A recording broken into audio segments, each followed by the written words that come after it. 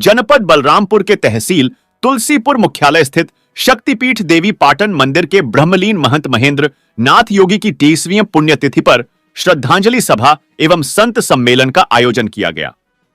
सम्मेलन में मौजूद विभिन्न तीर्थ से आए संत महात्मा तथा जनप्रतिनिधियों ने ब्रह्मलीन महंत महेंद्र नाथ को पुष्पांजलि अर्पित की।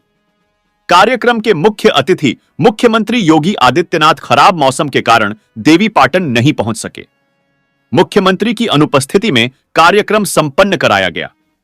कार्यक्रम के दौरान योगी दीनानाथ कौशलेंद्र नाथ सर्वेश दास, सूरजनाथ चौघड़ा नेपाल, नारायण नाथ योगी दांग नेपाल के अलावा पूर्व सांसद दद्दन मिश्रा, आदर्श नगर पालिका अध्यक्ष धीरेन्द्र प्रताप सिंह धीरू, विधायक कैलाशनाथ शुक्ला, पलटू राम, पूर्व विधायक शैलेश सिंह शैलू, MLKPG कॉलेज के प्राचार्य प्रोफेसर JP पांडे, MLC सकेत मिश्रा, पूर्व मंत्री हनुमत सिंह, योगी इंद्रनाथ जी महाराज हरियाणा, विनय कुमार मिश्रा, नगर पालिका अध्यक्ष अनूप गुप्ता, आदि शक्ति मां पाटेश्वरी पब्लिक स्कूल के प्रधानाचार्य डॉक्टर DP सिंह, कुसुम सिंह चौहान, अंजलि मिश्रा, मीडिया प्रभारी दीप सिंह बैस, अजय सिंह पिंकू, ब्लॉक प्रमुख प्रवीण सिंह विक्की, नेपाल के सांसद अभिषेक शाह, कथावाचक बालक दास सहित देश के विभिन्न तीर्थ स्थलों से आए संत महात्मा तथा तमाम जनपद निधि व श्रद्धालु मौजूद रहे। कार्यक्रम का संचालन पूर्व विधायक राघवेंद्र प्रताप सिंह ने किया।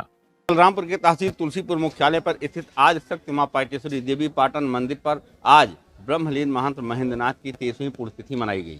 एक सप्ताह से चल रहे जो साप्ताहिक कार्यक्रम के दौरान जो है श्रीमद् भागवत का संगीतमयी कथा का श्रवण किया गया और प्रवचन हुआ। भक्तों ने यहां पहुंचकर पुण्य अर्जित किया और आज CM योगी आदित्यनाथ का प्रोग्राम यहां पर था मुख्य अतिथि के रूप में। प्रत्येक वर्षों की बात इस वर्ष भी उनको यहां आना था, लेकिन खराब मौसम के कारण वो आज कार्यक्रम में सम्मिलित नहीं हो पाए। हालांकि पूरा कार्यक्रम बहुत सकुशल और बहुत अच्छी तरीके से महंत मिथिलेश नाथ योगी के नेतृत्व में संपन्न हुआ।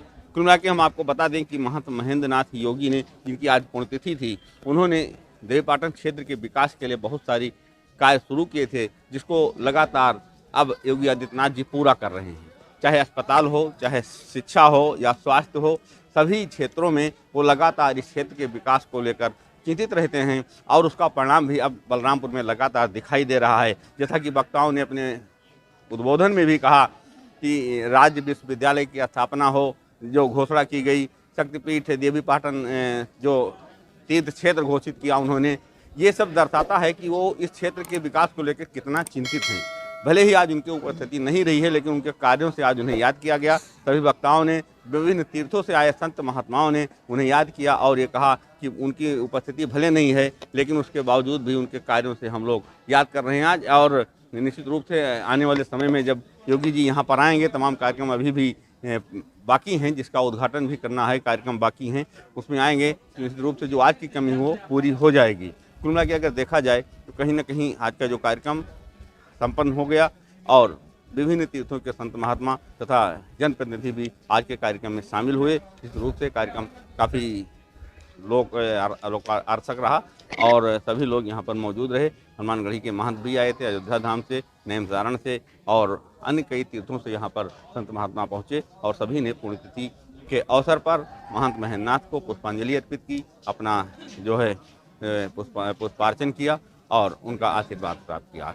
वेद प्रकाश मिश्र के साथ अखिलेश्वर तिवारी, बलरामपुर। देखिए, ये पूज्य महंत महेंद्र नाथ जी की 23वीं पुण्यतिथि थी और लगातार जो है 23 वर्षों से ये पुण्यतिथि का कार्यक्रम चल रहा था। ये हम सबका दुर्भाग्य था इस बार के माननीय मुख्यमंत्री जी इस पुण्यतिथि के कार्यक्रम में नहीं पहुंच पाए, क्योंकि बारिश जो है बाधा हो गई।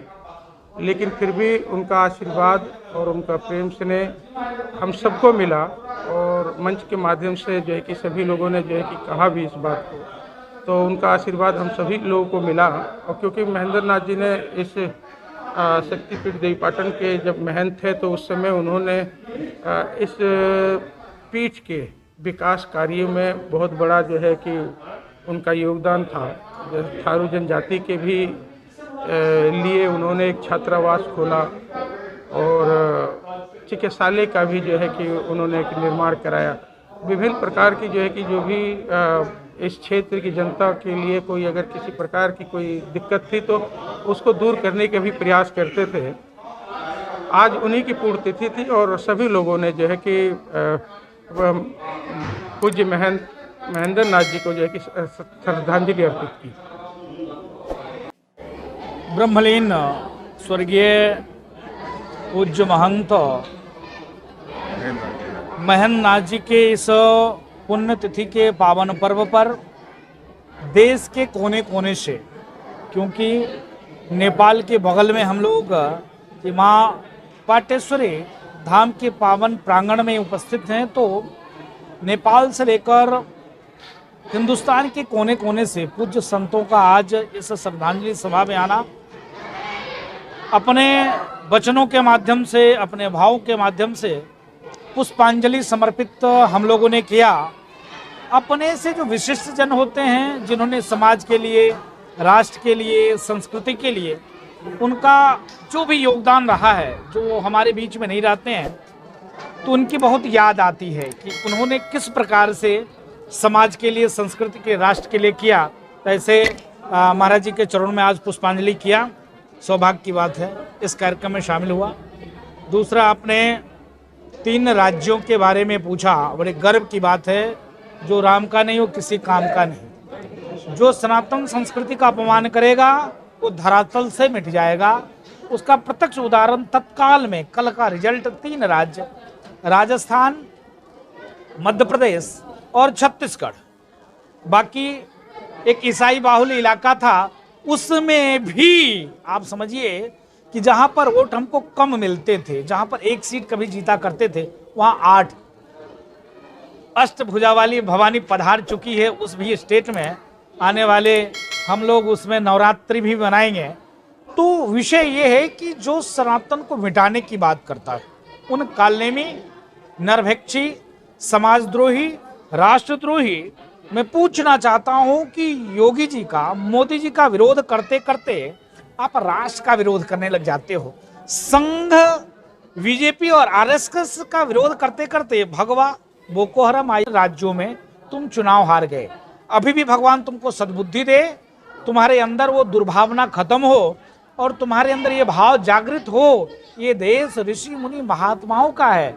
इस देश का ऋषि मुनि महात्मा भगवा आतंकवादी नहीं हो सकते। इस देश से सनातन तुम कहीं के नहीं रह जाओगे। आप समझो, एक गरीब घर का बालक, चाय बेचने वाला देश का प्रधानमंत्री हो जाता है। ये तुम्हारा अहंकार है, उसी का परिणाम स्वरूप है। एक मठ में घंटी डुलाने वाला, इसके नाते एक योगी जिस प्रकार से साधना को छोड़कर तुम्हारे बीच में आकर तुमको ठीक करने के लिए बैठता है, तो कम से कम अपने बुद्धि तो सुधारो। इसके नाते अभी भी वक्त है, सुधर जाओ, नहीं तो आने वाले दिनों में, अभी तो 2, 4, 5 सांसद हैं भी तुम्हारे, और 2024 में मुझको लगता है कि वो जीरो हो जाएगा, क्योंकि तुष्टीकरण का राजनीति अब नहीं चलने वाला। इसलिए, क्योंकि मैं ये नहीं कह रहा हूं, ये सनातनियों का भाव है, ये पूरे देश का हिंदू जनमानस जग चुका है। अब इसको तुम बेवकूफ नहीं बना सकते हो टोपी पहनकर, और टोपी तुम नहीं पहना सकते हो। अब हिंदू टोपी पहनना बंद कर दिया।